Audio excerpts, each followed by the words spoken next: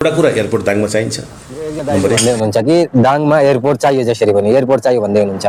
सबैभन्दा कुरा राम्रो कुरा त के हो भनेपछि सबै ठाउँमा एयरपोर्ट हुनु त राम्रो कुरा हो, तर हाम्रो हरेक ठाउँमा भएका एयरपोर्टहरू त पुरै बन्द स्थितिमा छन्, कुनैमा सुविधा छैन, रात्रि उडानहरू पनि सञ्चालन गर्न सक्दैनन् भनेपछि देशको अवस्था यस्तो छ। मलाई लाग्छ कि अहिले अब नयाँ एयरपोर्ट खोलेर गर्नुभन्दा पनि सबैभन्दा पहिला पुराना बनाइसकेका एयरपोर्टहरूलाई पहिला राम्रोसँग सुचारू गरौँ, रात्रि उडानहरू पनि सञ्चालन गर्ने व्यवस्था गरौँ।